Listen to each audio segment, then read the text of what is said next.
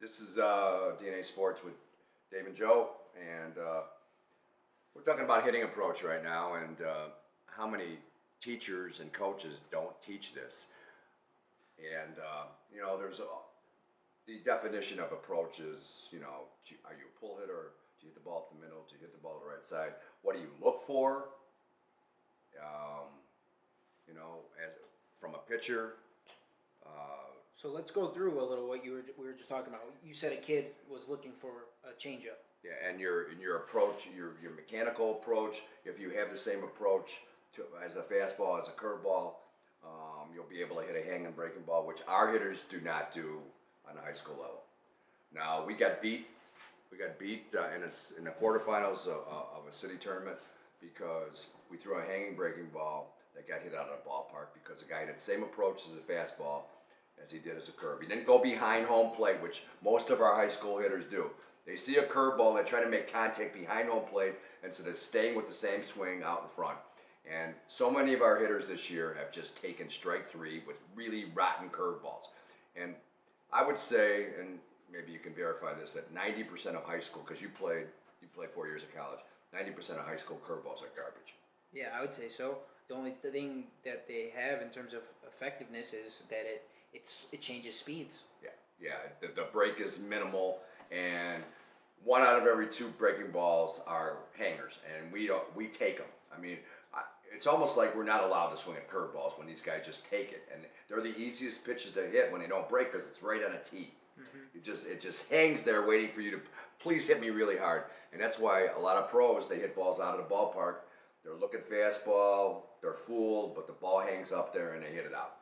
So it's really frustrating as a coach. And how do you change hitters' mindset? I mean, how do you change hitter? How do you convince hitters to say, high school hitters, hey, look for the fastball, but if it's out in front of you and it's off speed and it's a breaking ball, get it out there. Don't go from behind home plate and try to hit a breaking ball where the break is at its biggest. Mm-hmm. I think the big thing is understanding the difference between a curveball and a hanging curveball. Because with less than two strikes, if I'm hunting a fastball, I don't want to swing at a good curveball. I got a whole at bat to work with. If it's a good curveball, I don't want to swing at it. So what's the panic about? Hey, one strike and guys start panicking. Exactly, already? you have a whole at bat. Are they just not very good baseball players, or just not very good hitters, or don't understand hitting? Is it coaching? I know it has to be drilled within you, but some of it has to be players' ability and instinct and playing a lot. Yeah, because going off that, once you see a hanging curveball, it's literally just spinning, floating in front of your face. That's not something that's taught. I'm seeing fastball, and then oh my God, there's a beach ball in front of my face. That's right. You just react to it. Mm-hmm. And then, but it's different though, because when you pick up that good curveball, go ahead and take it. If you got less than two strikes, hit when you have the advantage. Exactly. So I mean that's just huge. Just understanding the difference between an off-speed pitch and a sharp breaking ball. Yeah, and maybe guys' stances are flawed, or more specifically, the upper half, your hands, are not in a position to be able to hit both types of pitching. I mean, like a fastball, a hanging slider, a hanging curveball. It's been said ad nauseum that if a guy has a great curveball, you tip your hat and go to the bench because you're gonna strike out, and we've seen it on the pro level. So we saw one pitcher this year on the high school level. We played 30 games this year, and we saw one pitcher that had a dynamite breaking ball, and we had no chance. Okay, even looking for it, we had no chance. So that's why you look fastball, because if a guy's got a good breaking ball, chances are you're not going to hit it, and chances are high school hitters get intimidated by it. So why are you looking? So I've heard a lot of it. Well, I was looking for it. I said, you can't hit it if you look for it. So why look for it? React to it. Exactly. Like you said, like two strikes, I'm going to battle my butt off just to foul it off until I can get a pitch I can handle. And that's why you were a successful high school and college hitter, because you gave yourself a chance by fouling pitches off. And that's a lost art today, fouling pitches off on purpose. Only good hitters do it. Well, the thing is, letting the ball travel, I mean, that's huge. You just gotta, it's a level of focus that it takes, and a level of, it's your mentality. When you come up to the plate with two strikes, after maybe the umpire called a bad pitch? Are you going to get in a funk and be upset about that, or are you going to get excited with 2 strikes and make the at bat yours? You have to put the outcome in your hands and decide, hey, I'm going to let the ball travel. I'm going to be scrappy. I'm going to battle every single pitch. I agree. It has to be a program thing because so many kids to this day are afraid to strike out. They're just afraid. Period. I mean, we got an article we'll get into about it later about kids being afraid to fail and not being allowed to fail, and it's by Pat Fitzgerald, the head football coach at Northwestern, and he went through it as a player, but kids are so afraid to fail, and now, therefore, they can't adjust to,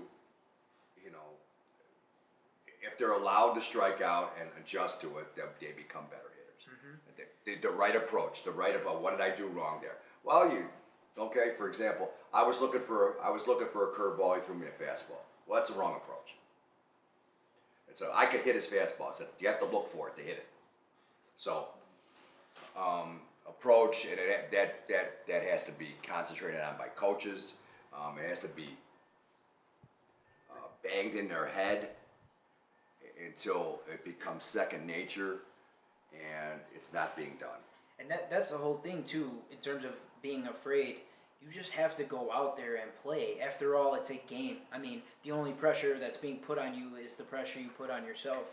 I mean, when we used to work with Coach Pete, all he said was take that pressure and put it between your legs. Little did he know he was giving great mechanical advice. Yep. But he's saying put that pressure between your legs, feel that weight on the inside of your legs, and go. It's absolutely the Don't right. Don't worry about anything else. Right advice. Just play with aggression, and the rest takes care of it itself. You'll find that you're a better player that way. Yeah. Agreed. In terms of approach, though, I mean, when you talk about where do I want to hit the ball, pull hitter or opposite field, I mean, personally, I like to teach attacking the inside of the baseball. That's where you prevent guys from rolling over the ball or having these long sweeping through the zone swings. I like to attack inside of the ball. That's how guys like Derek Jeter used to hit home runs when the pitch is coming at their stomach. He keeps his hands in and goes inside the ball and hits it down the line. Yeah, Derek Jeter was an inside-out hitter. He never changed, and he still pulled the ball. So, it was, again, a lot of these guys said, well, if you're an inside-out hitter, I've heard these coaches say you can't pull the ball. Well, Derek Jeter pulled the ball when the ball was inside, and he just fight it off and hit a home run. Exactly. To my point, I mean, he hit a home run. I think it was almost in defense. Right. Because it was so inside, he just stayed inside, and what do you know? His hips go through his bat legs after, and he hits it down the line. Yeah, so he's got a lot of bat leg, even though he's inside out, and he hits the ball out of the ballpark. And every pro hitting coach teaches keep your hands inside the ball, but we're talking about high school and youth coaches, and they don't know the first thing about that. Mm-hmm. And again, it starts at the really lowest level, and it's not getting done. And I watched today at that park, and I was in shock about how these guys are teaching 9 and 10-year-olds. I mean, both elbows up. I mean, what's the first thing you do? You drop your elbows. So I mean, like, if your one elbow's up, your front elbow's up, then your back elbow's going to drop, and you'll never hit the ball. And they have both elbows up. It's like they're flying, or like a chicken wing. There's no way you're going to hit the ball. And this is what's being taught now. It's like that's why we need some sort of accountability with coaches. And not just the goodness of their heart going out there and coach. They're teaching kids the wrong way. We need a certification program. It needs to be certification all over the country or something similar. Testing, so parents have a choice to go to some place. Some coaches that are qualified and super qualified or not qualified at all. What are your choices here? And there's more than just, I mean, for the sake of the game and better competition, yeah, we want certification, but if you're teaching kids to do things the wrong way, that's going to lead to serious stuff that's outside of the game, like injury. Right. You're teaching kids to throw the wrong way or hit the wrong way, anything, who knows what's going to happen. Yeah, you have blowout of arms. I mean, when I was growing up, it was always embarrassing to strike out. Now you have, the one thing I disagree with pro hitting coaches now is they don't care if you strike out or not. Well, what if you strike out over 100 times when you could advance the runner by grounding the ball to the right side? You can hit a sacrifice fly to right field, getting the runner from second to third. Doesn't count as a sacrifice, but you have a productive at bat. All these other things you can do, but they don't care if you strike out or not. because they figured if you swing hard enough, you're going to hit home runs. Yeah. But not everybody's a home run hitter. And that's where I think that the focus have strayed, though. It's going more toward the power hitting and hitting the ball hard than And it you is see- having a quality at bat. And you know, some of these coaches take for gospel what hitting coaches say, but you can't translate that from pro hitters to 9 and 10-year-olds or 8 and 9, whatever. I mean, you can't do it because they don't have the strength, they don't have the technique, they don't have the skill, they don't have the talent. You have to teach them, you know, hey, ground up, and it's just like try to make contact, try to make hard contact with 2 strikes, like you're saying, battle and grind and foul things off until you get your pitch, starting at 9 and 10 years old. I mean, that's the way to do it. I mean, when I was growing up, Nellie Fox struck out, and he's a second baseman for the White Sox, played the '59 World Series, MVP, 2 home runs, struck out 8 times. He struck out between 8 and 10 times, 12 times, the whole year out of, you know, between 500 and 600 at bats. Now that's amazing, and that's the way it was. Mickey Mantle was a power hitter, and a lot of times he struck out less than 100 times. Ted Williams struck out really probably the best hitter of all time, best natural hitter of all time. Didn't strike out very much at all. You guys could check the stats, but now it's like Chris Bryant close to 200 strikeouts.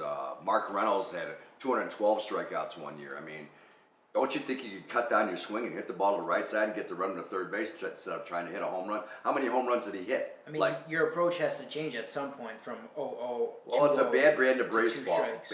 You know, Bryce Harper, you know, all these guys, Mike Trout, they all strike out a lot. They all strike out over 100 times. And, you know, you would think that they would just, hey, the pitcher's good today. Let me just hit the ball to the opposite field and maybe advance a runner or, you know, hit the fly ball to right and get the runner from second to third. Just instead of trying to hit a home run every time up. I mean, nobody hits over 70. Nobody hits over 40 home runs. I mean, 70 home runs is because they were on, you know, performance-enhancing drugs. So, you know, when you have a natural body, you know, it's really hard to hit home runs when the pitchers are so great. Especially because we know nobody hits them on purpose. Nobody they hits swing them on hard purpose. and it happens to go out. That's right. They're trying to hit the ball hard and keep That's their right. hands inside the ball. And that's a great point. You're trying to hit line drives inside the ball. And They're so strong that it's home runs are an accident. When you try to hit home runs, I've heard all these pros say, you can't try to hit home runs because you never do it. Yeah, I mean, it's a different story in the home run derby when they're throwing BP down the middle. Right. They're so strong that they can hit it that far. Yeah, but you know, hitters tried to swing the bat so hard, and we always said, swing the bat as fast as you can, you know, without moving your eyes off the ball. As fast as you can without moving your eyes. Because when you swing hard, everything flies. You can't hit it. You can't do it. That's another misconception, too, that I see just even from 10 years old and then depending on your level of play in high school, kids are just gripping the bat tight, their hands are rotated in, the palm of their bat, they're holding the handle with the palm of their bat versus being out in their hands. They can't really maneuver anything, and they're so tight that their hard swings are slower. Yeah, I mean, it's a misconception of what a hard swing really is. Yeah, I mean, the faster you want to throw the ball, the lighter the grip. When we had that, you know, we have that drill where you walk by a pitcher, and if you can knock the ball out of his hand, that's the right grip. They say grip it like an egg, you know, whatever. But the batting's the same way. I mean, you choke the sawdust out of the bat, you can't hit. I mean, why do you think you see, even going back to the major leagues, they do things that kids shouldn't follow. We know that, but in terms of their fundamentals, it's all there, whether they have a flashy stance or not. That's why you see some guys swing so fast, the bat flies out of their hand. Now, if they're holding it so hard, that bat's not going anywhere, and I promise they're not going to hit the ball either. They're generating as much bat speed as they can, and because, you know, that's the way to hit. You know, you don't see any weightlifters playing baseball because they're too tight. Yesterday, we played this team, St. Ignatius, that had a bunch of bulky, football-y guys, and we just threw the ball inside. They couldn't get their arms out. We just threw one pitch constantly on their hands. They could not get their arms out. They hit ground balls, and they swung over the top. They just could not generate any bat speed at all. And if you want to lift weights, it better be a baseball-specific program when you're older. If you want to do it now, do some push-ups, do some core work. But you know, do some wrist rolls, do some tennis ball squeezes, do some hand grips. But don't lift weights heavy because you'll destroy any kind of speed you have with your hands. I think more important than that, even than lifting the weights, is it's not lifting the weights, it's how you lift those weights. Kids need to be training, teenagers in high schools and off seasons in college, they need to be training for functional strength. Exactly. So you're doing a combination of mobility and strength training. You need to be doing dynamic movements, things that directly translate over to baseball or basketball or football. I can't agree more. Every one of these sports is rotational hitting. You should be using kettlebells, using machines where you're rotating and doing squats, not just hitting the bench press, which is terrible for your shoulders. Absolutely. So it's all core and strength and legs, pushing, pulling, twisting. We have to get after what's actually making us better. That's what the off season is for. Well, when I was at Ignatius, we had this kid. He ended up going to University of Illinois. Got drafted by the Angels, and when he got, he was lifting weights in college. Really bulky. The first day of pro, he went down to the single A, and he said, "Put away the weights. You're way too tight, and start doing all the stuff you said: dynamic range of motion, full range of motion with lifting weights, not just your." Stop doing bench presses. Mm-hmm. Stop doing military because your arm will blow out. So they gave him his whole body changed and became faster with his hands. So they know what they're talking about. It's their job. But exactly. A lot of these other guys, when you see them lifting bench press, it makes me cringe, and I agree with you 100%. And that's the thing. When I was in college, the first 2 years, we were on an old Milwaukee Brewers program that was pretty much a weightlifting regimen. It wasn't the worst, but as time went on, it was a little bit outdated. So we moved to a newer program that was a lot more dynamic in terms of the functionality. Where'd you get that one from? That one was from our coach's son, who actually went to school for that and was good. Completely certified and everything. And he designed a full program for it and made videos and everything in terms the of operative word you just said it, certified. Yep. I mean, it just can't be random teaching anymore. Everything has to be like, okay, this is proven. This is proven by research and proven by playing, and it's been written down. This is what we need in this. Mm-hmm. I mean, you see so many American players not playing in big leagues. You see it's dominated by Latin America, and there has to be a reason for that. I mean, you get the Chris Bryants and the Bryce Harpers and Mike Trouts, but those are the big names, and where are the small? Yeah, where's the middling group? I mean, look at the White Sox. Look at every other star in the MLB. We're in Chicago. We're looking at the White Sox, and we don't see. I see 3 Garcias out there. Yeah, we see left and right. We see Tim Anderson at shortstop, who started playing baseball seriously, maybe his last couple years of high school, and started at JUCO. He was a basketball player, and he's learning on a job. He's got a tremendous amount of ability, but he wasn't taught at all. And Todd Frazier, he didn't learn anything in the White Sox organization. I mean, he's okay. He won a Little League championship, I believe. And then nobody else. There's nobody else. I mean, a couple pitchers, but that's why they struggle. I mean, when you need leadership in the baseball community in this country. I think that we're on the right track. I think just being here, speaking about this, and getting the word out to people, and helping those who follow us, understand the quality of coaching and the culture that you have to create is a step in the right direction. Right. Hopefully, people listen to us and understand that we're trying to do what's best to improve the play of our youth players in this country. And it's the Latin American kids, they don't have travel teams, or they don't, they might travel to play somebody else, but they're playing all the time. And they learn by their mistakes, and they keep on playing and playing and playing. That's the way we used to do it. Yeah. I mean, you were in the park all the time. I was in my schoolyard. I played every day. I played some form of baseball every day. And you know what? Sometimes you don't need, parents or adults are a drag. I mean, just organize your own game and go out and play. That's what we did. It's rare now. Yeah, I mean, and I just think, we talked about, you and Andy talked about the travel baseball. I have pretty much the same views when it comes to that. We talk about kids getting burnt out as well. Yeah. Just especially if they're being forced to do just one thing all the time. Let them choose to go to the park and hang with some of their grade school friends and play a sport, any sport they want to play. Well, I talked to the coach at one of the high schools. I'm not going to mention what high school it is, and he says I got 6 of my kids in the in a elite program, and they all pitch, and their arms are all burned out because they don't see these kids. They don't work with them day to day. They just pitch them on the weekends. They don't know, what the kid's made of. If he's if he's susceptible to injury, if he's long and lean, or he's stocky and different pitching motions. But he says, by the time they get to my high school, by the time they play in high school, because they're working out all winter, they're burnt out. They're throwing in January and February rather than resting. And every expert will tell you you need 3 to 4 months downtime to make sure youth arms are strong. Pro arms are different, okay, but and they're monitored by the best. Right. They still rest 2 months. I mean, pitching is stressful. I mean, it's an unnatural skill. I mean, try to walk around with your arm over the top all the time. It's impossible. Your arms are hanging to your side.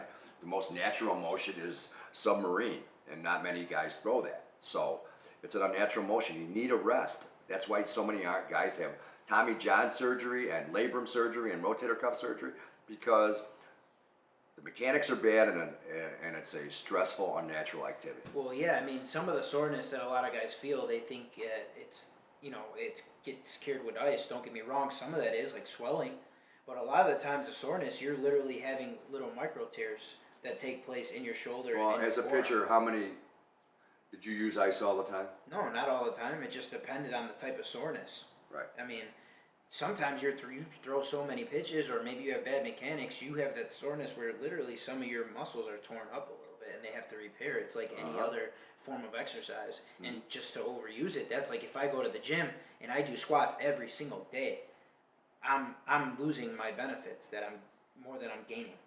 Yeah, absolutely. I mean, that's why you need a day when you're doing heavy lifting like you did for your legs. You need a day to recover. I mean, lift, rest, so the muscles can break down and rebuild. I mean, yeah, it makes so much sense. A lot of people don't get it. Mm-hmm. It's more than going to the gym. It's about a program, and it's everything. It's a system that people need to trust. When we talk about a baseball team, a system needs to be put in place by a certified coach that the kids buy into and trust. That's how you create a good program, and that translates to anything you do.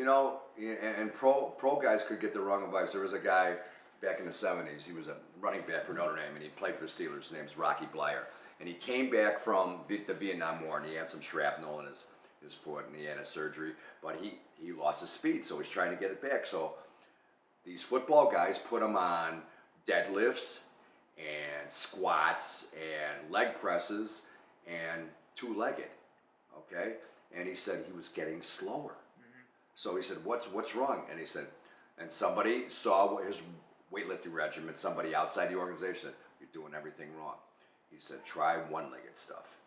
And he got so he did one-legged squats. He did it without weights. He did some light deadlifts, but one-legged. And he improved his speed. He got back where he was before he was wounded at the Vietnam War. Plus, he got faster, and he was actually the blocking back for Franco Harris, and he was the halfback. Franco Harris was the lead back, and they won a lot of championships with him. And but it stuck to me. It said, here's a pro that got the wrong advice about lifting. And that's, to your point exactly. I mean, guys, you just can't randomly say, well, just do 5 sets of bench, 5 sets of squats, 5 sets of deadlifts, and you'll be fine. No, you won't be fine. It's hey, got to be well-rounded. Yeah, guys have different structures in their body. What if you can't handle squats? What if you're slow? What if you want to lose weight? I mean, there's a lot of different things. What if you want to get faster? Every person is different, right? And that's what it comes down to. And people need to understand that what's out right now could be different in 1 month. It could be different in 1 year because science is advancing every day, and we have to understand every day that while that advances, every player's different, every person's different, and we just have to do what works for us. It's a long process, full of grind, and you just have to keep on going at it and figure out what works for you. Absolutely. And You know, you're always supposed to start, and we're getting into training, but we're always supposed to start with the core. But what if you're doing core exercises wrong? And what if they're not? What if you have a bad back and you're doing old time sit-ups? Those kill your back. I mean, you have to know what. Hey, I don't have a bad back, you know, and I know which exercises are really good, but maybe they're not good for you. Maybe one guy could do planks, another guy can't. You know, so you have to be really knowledgeable what you're doing, okay? And especially in training too. So. Especially with going back to young teenagers in high school, if they're in an off-season program, you could be ruining any chance they may have of furthering their career if you're giving them the wrong, not the wrong tips, the wrong advice. You are the focal point of their high school career, and if you let them down, it's devastating. And you know, it's tragic because bad coaches ruin people's careers, and that's why we need more qualified, experienced, researched coaches. And where does it start? It starts with us, probably. Yeah, I would say it starts with getting the word out there, but second, it starts with with you, whoever's listening, whichever coach is out there listening, having a self-awareness to say, hey, maybe I don't know everything. Maybe I should do some research, because the reality is we don't know everything, but we continue to try to learn. The minute you think you know everything is when you stop learning and you know nothing. Exactly. And so it's important for every coach to just shut up sometimes and just say, hey, let me do some research. Let me read an article tonight on someone who's an expert out there, and let me see what they have to offer, and then bring it to your kids if it's worth it. You're 100% right. I can't, you know, if a coach thinks he doesn't need to learn anything more, if he knows everything, he's done as an effective coach. And I wouldn't, you know, I'd fire him, because you learn every day until you die. Okay, you can read an article. I mean, I still learn stuff. I learn stuff today. Every day you learn something different. I mean, you know, I think I made that quote with Jerry West, the Hall of Fame guard with the Lakers. He said, I was a Hall of Fame guard. I averaged close to 30 points a game in my career. I learned something new every day. Something by a coach, by playing against some player, by one of my teammates, but I learned something new until I retired. And Michael Jordan said the same thing. So, you know, you can read an article, you can do a lot of things just by being educated. You know, like coaches that think they know it all, and I've run across this in the Chicago area, you know, trying to go to different parks, and they said, well, we pretty much have this program solid, and we don't need any extra help. I said, so you're turning us down for help because you're saying you know everything you need to know about youth athletes and sports in general. Basically, he said, yeah. So I said, well, I feel sorry for the kids in your program. Exactly. In terms of what we were talking about, the last thing I just want to cover here, we started off with our approach to hitting. So what do you teach your kids in terms of your approach of, do you always teach them opposite field, or what's your... Well, my approach is I always want to hit the ball where it came from. So therefore you don't pull off the ball. So, you know, there's three different types of how do you attack the ball, but I want somebody to be right on it. I don't want any pull off the ball. And high school hitters and a lot of hitters in general, they want to pull the front shoulder off first. They don't want to wait until their front foot plants and let the backside open up the front. It's the same thing with pitching. They want to open up that front side first. Pitching and hitting are taught the same. Pitching, we call pitching and hitting the same, because there's so many of the same mechanics. So, and the same thought process. So, when your foot gets down, you try to hit the ball up the middle, and your barrel's ahead of your hands, you're going to pull the ball.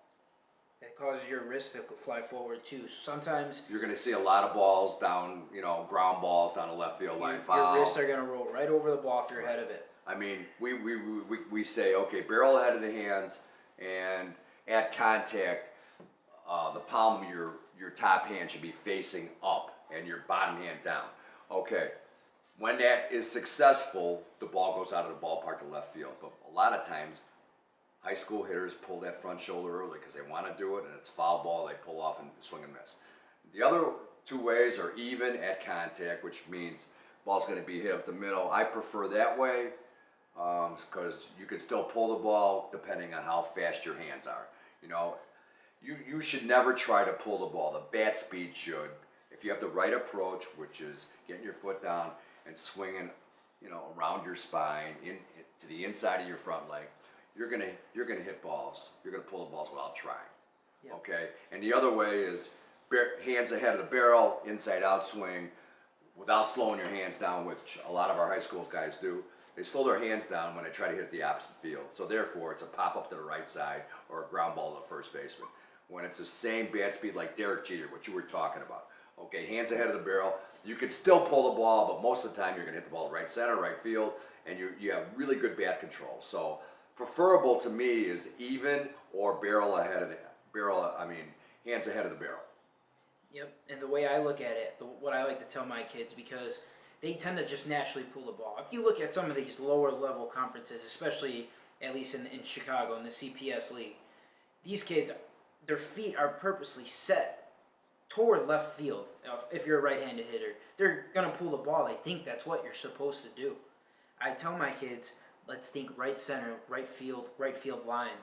You're gonna pull the ball. Take a swing right now. If you take a swing right now, your bat finishes over your left shoulder if you're right-handed.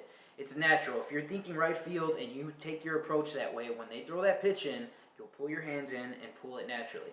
That's the way I like to talk about it, especially with some of the underdeveloped kids who think their swing only goes to left field. That's just not true. So they're giving up one side of the plate totally. It's a whole side of the field. It's just a matter of timing and having the right approach to know that you can hit the ball to right field just as hard as left field. I couldn't agree more. All right, well, I think that wraps it up here then. Yeah. DNA Sports with Dave Rosene and Joe Casa. And we will see you next week. And thanks for joining us. And please give us any feedback that you have. We will gladly answer. And we just want to make coaches better and players better. Yep. Thanks. And for the comments, thank you very much. We appreciate those.